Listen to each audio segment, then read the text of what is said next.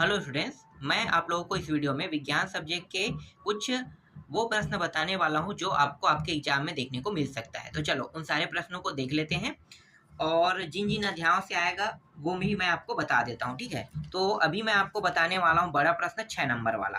तो 6 नंबर वाले प्रश्न जो है अध्याय 7 से जैविक प्रक्रिया, पोषण, परिवहन, श्वसन, उत्सर्जन, इस अध्याय से आपको देखने को मिल सकता है। तो कौन कौन सा प्रश्न इंपॉर्टेंट है देख लेते हैं 6 नंबर में। तो देखो 6 नंबर के हिसाब से जो प्रश्न है वो ये इंपॉर्टेंट है। इस अध्याय से 6 नंबर में डायरेक्ट बड़ा प्रश्न नहीं आएगा। प्रश्न क्या रहेगा, छोटा रहेगा और दो खंडों में बटा रहेगा। मतलब 3 नंबर के एक प्रश्न, 3 नंबर के एक प्रश्न, इस तरह से अब दो खंडों में आपको देखने को मिलेगा। तो यहाँ पे देखो, रियो की पत्ती के स्टोमेटा का चित्र बनाकर स्टोमेटा के कोई दो कार्य लिखे। ये इंपॉर्टेंट है, मैंने टिक कर दिया ना पहले से। और क्या पूछा है इसके बाद यहाँ पे इस स्टोमेटा के कार्य भी पूछा, तो ये प्रश्न है। ठीक है, 3 नंबर के लायक है ये प्रश्न। और अथवा में अगर देखने को मिल जाए, अथवा नहीं कह सकते, ब खंड कहेंगे इसे। अथवा तो अलग होता है ना। तो भोजन को लेकर पौधे व जंतु आपस में किस प्रकार संबंधित है, ये प्रश्न आपको देखने को मिल सकता है। ये सारे प्रश्न जो मैं अभी आपको बता रहा हूँ ये इंपॉर्टेंट प्रश्न है। और यहाँ पे जो प्रश्न आया है ये भी इंपॉर्टेंट है, नेफ्रॉन। देखो यहाँ पे क्या है, हृदय का स्वच्छ चित्र बनाइए तथा किन्हीं चार भागों को नामांकित कीजिए कह रहा है। इसी को नहीं, नेफ्रॉन तो अलग होता है ना, नहीं ये हृदय का है। ठीक है, नेफ्रॉन का अलग होता है शायद तर, चलो मैं आगे बताऊंगा नेफ्रॉन का। ठीक है, चलो ये हृदय का हो गया।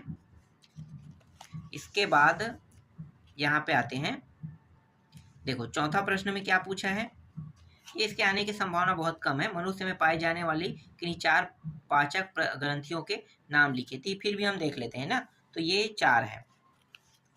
और इसके बाद देखो अगला है, ये इंपॉर्टेंट, बहुत इंपॉर्टेंट प्रश्न है। ये होता है नेफ्रॉन। मानव सर्जन की इकाई का नाम लिखिए, नेफ्रॉन की संरचना का नामांकित चित्र बनाइए। ये इंपॉर्टेंट प्रश्न है। ठीक है, इसको देख लेना। चित्र बनाना है और चित्र बनाना भी है और उसके बारे में इसको लिखना है, तभी आपको पूरा में पूरा नंबर मिलेगा। और इंपॉर्टेंट प्रश्न ये भी है, देख सकते हो। मनुष्य के उत्सर्जन तंत्र का नामांकित सहित वर्णन कीजिए, ये भी प्रश्न आपको देखना है। इसके अलावा इस अध्याय से सबसे ज्यादा प्रश्न आते हैं। और प्रकाश संश्लेषण की परिभाषा लिखकर प्रक्रिया का रासायनिक समीकरण लिखे कह रहा है, ये प्रश्न इंपॉर्टेंट है। ठीक है, इसका भी उत्तर पूरा लगा हुआ है। और ये जो है स्वपोषी और विषमपोषी है, ये भी 3 नंबर के लायक प्रश्न है। ये प्रश्न स्वपोषी विषमपोषी में अंतर बताइए, उदाहरण सहित समझाइए, कहते हैं ना, यही है। और उत्पादकों एवं उपभोक्ता वाला टॉपिक यही है, स्वपोषी और विषमपोषी, यही। ठीक है, आगे देखो। इसके बाद ये वाला प्रश्न भी इंपॉर्टेंट है, मनुष्य के मूत्र का निर्माण तथा उसका निष्कासन क्यों आवश्यक है, ये इंपॉर्टेंट प्रश्न है। ठीक है, ये भी हो गया। चलो आगे देखते हैं। यहाँ पे देखो, अमावस्या अमावस्या बोला, अमाशय के सत्रावित HCl का कार्य बताइए कह रहे हैं, ये इंपॉर्टेंट प्रश्न है। ठीक है, इसको देख लेना। फिर यहाँ पे ये प्रश्न 2022 में है, तो इसके आने के चांसेस नहीं के बतौर रहेगा। फिर भी हम छोड़ेंगे नहीं, पढ़ना है हमें, क्योंकि मैं आपको IMP दे रहा हूँ, मैं रियल क्वेश्चन नहीं दे रहा हूँ जो आ सके। ठीक है, मतलब 100% तो मुझे भी पता नहीं है, तो इसलिए IMP से ही पढ़ना पड़ेगा और IMP ही फंसेगा। श्वसन और श्वास में अंतर कह रहा है, तो इसको बताना है आपको। फिर रुधिर से संबंधित देखो, रुधिर क्या है, रुधिर कणिकाओं के नाम तथा कार्य लिखे कह रहे हैं, ये प्रश्न है। और इसको क्या कहते हैं, रक्त क्या है, रक्त में पाए जाने वाले दो कणों के नाम लिखिए, ये इंपॉर्टेंट है। इसमें कम से कम हम लोगों ने 8-9 प्रश्न देख लिया ना। क्या करें, इसमें सब भी इंपॉर्टेंट दिखाई दे रहे हैं, देखो ना। हर प्रश्न कोई न कोई सन में आया तो इंपॉर्टेंट तो लेंगे इसको। मानव में रक्त के दोहरे परिसंचरण को समझाइए कह रहे हैं, ये इंपॉर्टेंट है। और यहाँ पे देखो, इसको भी इंपॉर्टेंट इन्होंने लिया है। प्रकाश संश्लेषण की क्रिया में O2 गैस निकलती है का निम्न बिंदुओं के अंतर्गत वर्णन कीजिए। मतलब जब भी इस अध्याय से आएगा तो दो प्रश्न आएगा, एक प्रश्न नहीं आएगा। 3 नंबर के एक प्रश्न और 3 नंबर के एक प्रश्न, इस तरह से दो प्रश्न। इसके बाद मैं आपको दिखाता हूँ, हाँ ये रहा, धमनी और सीरा में अंतर, ये भी प्रश्न आ सकता है एग्जाम में, धमनी और सीरा में अंतर।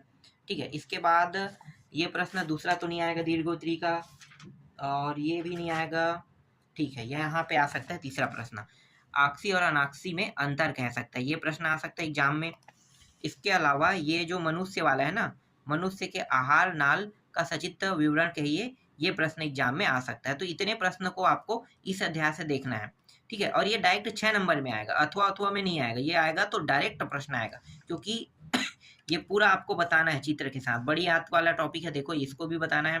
देखो यहाँ पे तीसरा है, चौथा है, पांचवा है, ठीक है, ये स वाला टॉपिक है, और यहाँ पे ऊपर में अ ब ये भी है, और इसके बाद चित्र भी बनाना है इसमें, तो ये पूरा आएगा। तो ये सभी के सभी 6 नंबर वाले प्रश्न है। और 6 नंबर वाले प्रश्न जो है यहाँ से भी आएगा, जैविक प्रक्रिया नियंत्रण और समन्वय, यहाँ से भी आएगा। तो यहाँ से कौन कौन से इंपॉर्टेंट है, यहाँ से ज्यादा नहीं देखेंगे, 3-3 नंबर के हिसाब से जो प्रश्न है उसको देख लेंगे।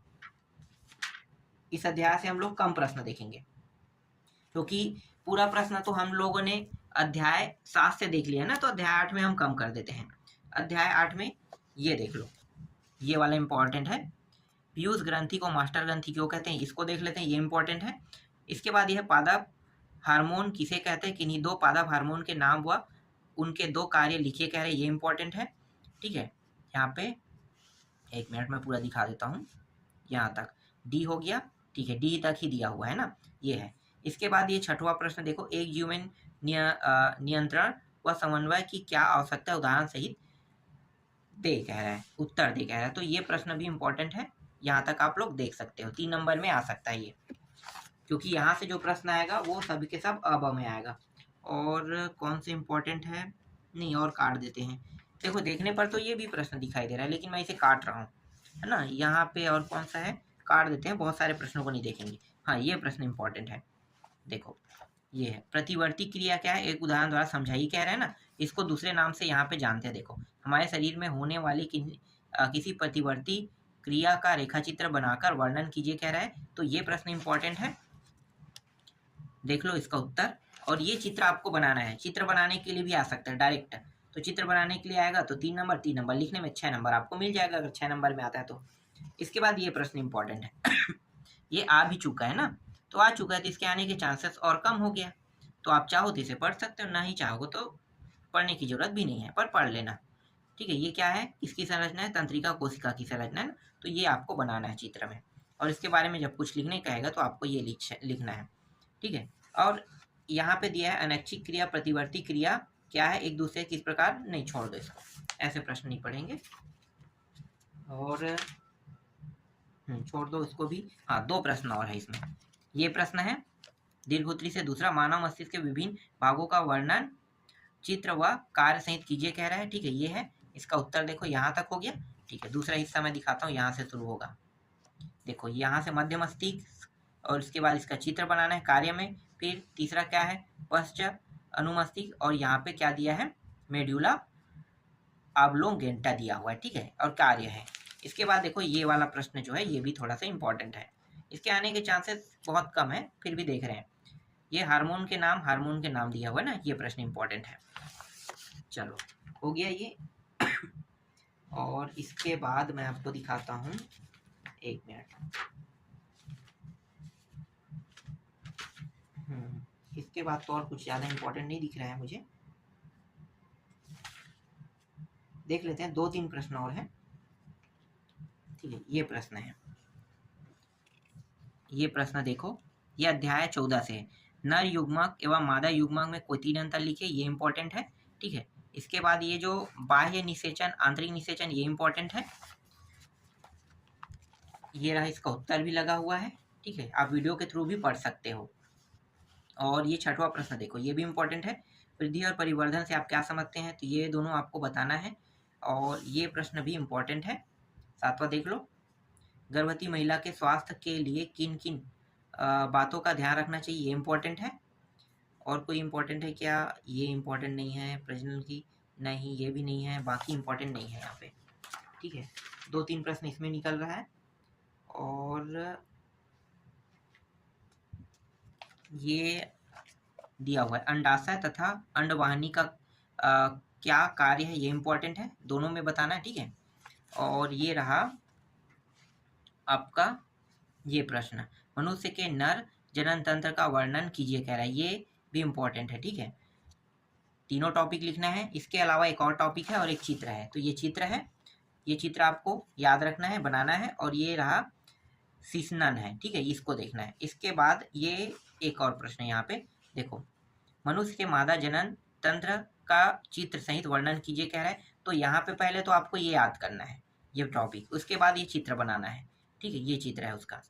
और इसके बाद इस अध्याय का अंतिम प्रश्न है, ये है अलैंगिक व लैंगिक प्रजनन में कम से कम 5 अंतर लिखिए, ठीक है, इनको देखना है। अभी इसको याद करना शुरू कर दो, ज़्यादा अच्छा रहेगा। अब मैं आपको बताने वाला हूँ वो है आपका अध्याय 9 से है, ठीक है, अध्याय 9 कहाँ गया, एक मिनट। हाँ, अध्याय 9 में भी बहुत सारे प्रश्न रहेंगे, पर इतना ज़्यादा नहीं देखेंगे, इसमें भी कम कम देखेंगे, ठीक है। देखो यहाँ पे ये प्रश्न आया था, संचारण किसे कहते हैं, और संचारण से बचाव के कोई 2 उपाय लिखिए कह रहा है, ये 3 नंबर में आया था। तो मैं आपको ऐसे ही बता सकता हूँ संचारण क्या होता है। लोहे में जंग लगने की क्रिया को ही हम संचारण कहते हैं, और आपको यही चीज़ बताना है ना। और उसके बचाव के उपाय जब पूछा था तो ये 3 लिखना था। तो ये दोनों मिला के 3 नंबर में आया था, पूरा एक ही नहीं आया था, ये दोनों मिला के 3 नंबर में आया था, ठीक है। एक ही देख लेंगे, चलो आगे देखो। इसके बाद इम्पोर्टेंट में कौन सा है, ये प्रश्न इंपॉर्टेंट है, देखो 3 नंबर के लायक है। भर्जन किसे कहते हैं, इस प्रक्रिया के दौरान एस्क में होने वाले परिवर्तनों को स्पष्ट कीजिए कह रहा है, ठीक है। इसका उत्तर मैं आपको पूरा दिखा देता हूँ, यहाँ तक आपको दिखाई दे रहा है, ठीक है। और इसके बाद ये रहा, यहाँ से यहाँ तक का भी उत्तर मिल गया, ठीक है। अगला प्रश्न जो इम्पोर्टेंट है वो है खनिज और अयस्क में अंतर लिखिए कह रहा है। खनिज और अयस्क में अंतर बताना है, 3 नंबर के लायक ये भी प्रश्न है। और ये आ चुका है तो इसके आने के चांसेस और भी कम हो चुका है ना, ठीक है। आप चाहो तो इसे पढ़ सकते हो, नहीं चाहोगे तो पढ़ने की आवश्यकता नहीं है। यहाँ पे देखो ये भी 2022 में आया है, तो ये इसके भी आने के चांसेस खत्म हो चुका है, ये आएगा नहीं। जो 2022 में आया है उसको आप छोड़ सकते हो, वो दोबारा रिपीट नहीं होगा, एक आध ही प्रश्न रिपीट होता है, सब नहीं होता है। इसके बाद इंपॉर्टेंट जो प्रश्न है अयस्क, खनिज, धातुमल और गालक, इसके बारे में पूछेगा, तो आपको ये सारे टॉपिकों को बताना है। अयस्क के बारे में ये लिखना है, खनिज के बारे में आपको पूरा ये उदाहरण समेत बताना है, फिर यहाँ पे धातुमल है और यहाँ पे गालक है, ठीक है, इनको बताना है। गालक में 2 टॉपिक है, अम्लीय और क्षारीय, तो गालक में अम्लीय और क्षारीय के बारे में भी बताना है। अब यहाँ पे देखो ये प्रश्न अभी आना बंद हो गया है ना, लेकिन बाय द वे अगर आ जाता है, ये क्या है, ये जो निम्नलिखित अभिक्रिया संतुलित करने वाला है ना, तो संतुलित करना है, तो ऐसे प्रश्न आ जाते हैं संतुलित करना होता है, तो ये सबसे आसान प्रश्न मैं मानता हूँ संतुलित करने वाला। कैसे पता चलेगा, देखो यहाँ पे 2 एल्यूमिनियम है, यहाँ भी एल्यूमिनियम की संख्या 2 होना चाहिए, है 2 2, देखो 2 यहाँ पे गुड़ा टॉपिक में और यहाँ पे आगे में लगा, मतलब ये 2 ही है। अब इसके बाद देखो ऑक्सीजन कितना है, 3 है, तो यहाँ पे ऑक्सीजन क्या होना चाहिए, 3 होना चाहिए, देखो 3 यहाँ पे है, फिर प्लस 3H2, तो देखो 3H2, तो ये अलग हो गया, बाहर हो रहा है इस तरह से, तो ये इसी प्रकार से बनता है ना। आगे देखो ये प्रश्न है धात्विक ऑक्साइड के धातु के अपचयन की रासायनिक प्रक्रिया समझाई क्या, ये इंपॉर्टेंट है, इसका उत्तर मैं दिखा देता हूँ। और इसके 2 जो टॉपिक है कार्बन अपचयन विधि और रासायनिक अपचयन विधि, इनको भी आपको लिखना है। तो ये कार्बन अपचयन विधि देख लो, ठीक है, इतना, और ये रहा आपका रासायनिक अपचयन विधि, ठीक है। इसके बाद जो तीसरा प्रश्न है उसको छोड़ दो, कोई मतलब नहीं है। चौथा प्रश्न क्या है, ये सोडियम, इसको छोड़ देते हैं, ठीक है, इसमें 1 2 3 पॉइंट है। ऐसे ही प्रश्न तो ज़्यादातर आते हैं, चलो देख लो 1 2 टॉपिक, और ये रहा तीसरा टॉपिक, इसमें देखो ये पूरा लिखना है, यहाँ तक के जाएगा। फिर मिश्र धातु किसे कहते हैं, मिश्र धातु, ठीक है, मिश्र धातु के नाम, अवयव व उपयोग लिखिए कह रहा है, ये इंपॉर्टेंट प्रश्न देखो, ये रहा 6 नंबर के, 12 नंबर इससे फिक्स हो जाएगा आपका, तो 12 नंबर में फिक्स करने वाला प्रश्न आपको बता रहा हूँ, ठीक है, ये हो गया। और दीर्घ उत्तरी में भी एक आध प्रश्न हो सकता है बाय द वे आ जाए तो, ठीक है, आ जाए तो हम लोग देख लेते हैं, ऐसे ही मैं प्रश्न बस दिखा देता हूँ। ये प्रश्न है दीर्घ उत्तरी का पहला प्रश्न, ये प्रश्न है दीर्घ उत्तरी का, आ जाए तो मैं बोल रहा हूँ, ठीक है। अयस्क के सांद्रण की निम्नलिखित विधि को समझाइए कह रहा है, ये प्रश्न देख लो दीर्घ उत्तरी में, मैं इसको पूरा दिखा देता हूँ। इसके आने के चांसेस डायरेक्ट 6 नंबर में अगर आ रहा है, इस बार थोड़ा सा पैटर्न चेंज कर दे तो डायरेक्ट इसको पूछ सकता है, तो इसलिए डायरेक्ट दिखा देता हूँ मैं, यहाँ तक दूसरा। और फिर यहाँ पे एक चित्र बनाया है, चित्र देख लेना है। फिर उत्प्लावन झाग के बारे में बताने के लिए कहेगा, तो ये पूरा उत्प्लावन झाग के बारे में यहाँ पे लिखना है। फिर अंतिम में एक और चित्र बनाना है इस तरह से, ठीक है, तब खत्म होगा। फिर एक प्रश्न ये हेमेटाइट वाला ना, हेमेटाइट से लोहे के निष्कर्षण को निम्न लिखित पदों के आधार पर समझाई कह रहे, 3 टॉपिक है, ये दोनों आपको बताना है। ठीक है। और इसके बाद आपको अपचयन के बारे में भी बताना है, ये अपचयन वाला है, ये सूत्र याद करना है। फिर धातुमल के बारे में बताना है, धातुमल का ये रहा, ठीक है, ये पूरा बताना है। फिर वात्या भट्टी का आपको चित्र बनाना है, तो ये वात्या भट्टी का चित्र है, इस तरह से वात्या भट्टी का चित्र बनाना है। और अंतिम में ये जो दहन है ये है, डायरेक्ट पूछता है तब ये 6 नंबर में आएगा ना। और ये जो है जंक लगने के विद्युत रासायनिक सिद्धांत को समझाई कहेगा, तो ये हो गया और एक ये हो गया, ठीक है, ये प्रश्न है। तो ये पूरा प्रश्न आप लोगों को मैंने दिखा दिया, इंपॉर्टेंट। और एक प्रश्न जो है इसके अथवा में आएगा, तो अथवा में आने वाले प्रश्नों को भी मैं बता देता हूँ कौन से अध्याय से अथवा में आने वाले हैं। तो अथवा में आने वाले जो अध्याय है वो इसके अध्याय 11 है। अध्याय 11 से जो प्रश्न आएगा वो आएगा अथवा में आएगा। तो इसमें कितने प्रश्न हैं? मुझे नहीं लगता इसमें ज़्यादा प्रश्न होगा। देखो जैसे कि ये प्रश्न है, उपधातु किसे कहते हैं, ये उसके अथवा में आ सकता है, ठीक है। यहाँ से आएगा तो 2 प्रश्न आएगा अब में, और ये वाला जो प्रश्न है अब के लायक है, ये भी एक प्रश्न होता तो मैं गारंटी कह सकता था, मैं जो बताता वो फिक्स आता ना। लेकिन इसमें क्या है, अब दिया है ना, तो बहुत सारे प्रश्नों को मिला के बनाते हैं अब वाला। फिर ये अधातु वाला है, इसको भी देखना है, और छोड़ दो, बाकी नहीं देखेंगे, कोई मतलब नहीं है, फालतू है। हाँ, इसके बाद ये आया था 2000, ये आया था ना, इसको देख लो। तो ऑक्सीजन बनाने की प्रयोगशाला विधि, ठीक है, तो ये आया था, ये रहा इसका टॉपिक और ये रहा इसका चित्र, ठीक है, ये इंपॉर्टेंट है। उसके बाद डायरेक्ट दीर्घोत्तरी पे चलते हैं। दीर्घोत्तरी में एक प्रश्न देखो, हाइड्रोजन के कोई 3 औद्योगिक उपयोग लिखिए कह रहे हैं, ये प्रश्न है। ये अथवा में ही देखने को मिलेगा, अथवा वाला मैंने पहले ही बता दी, ये अथवा है। तो दोनों में से आप एक अध्याय को पढ़ सकते हो, ऐसा नहीं कि पूरा प्रश्न एक ही अध्याय से आएगा, दोनों में से मिला के आएगा, ठीक है। यहाँ तक हो गया। ये वाला देख लो, हाइड्रोजन गैस से गुब्बारा भरा गुब्बारा उड़ता है, हाइड्रोजन से भरे गैस जार के मुंह के समीप जलती तीली ले जाने पर पाप की आवाज होती है, ठीक है, ये प्रश्न इंपॉर्टेंट है। इसका उत्तर देख लो, यहाँ तक हो गया, ठीक है। ये 3-3 नंबर के प्रश्न है, ये 3 नंबर में चौथा प्रश्न है, 5वां भी 3 नंबर का है, और 6वां तो देखने की जरूरत नहीं है, छोड़ दो उसको। मैंने दीर्घोत्तरी कहा था क्या? नहीं, ये लघुत्तरी 2 है, ये आप दीर्घोत्तरी देखने वाले हैं। ये दीर्घोत्तरी में ये प्रश्न इंपॉर्टेंट है, धातु अधातुओं में अंतर पूछ सकता है, तो ये अंतर में आपको ये लिखना है।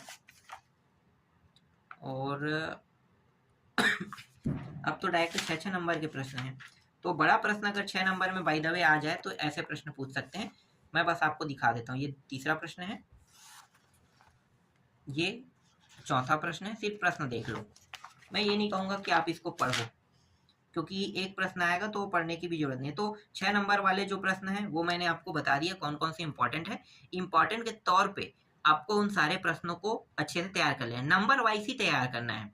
ऐसे तैयार मत करना कि आप लोग सबके सब प्रश्नों को पढ़ा है, नंबर से तैयार करना। इससे क्या होगा कि आपको पता रहेगा कि मेरा 6 नंबर का तैयार है, मेरा 6 नंबर फिक्स है।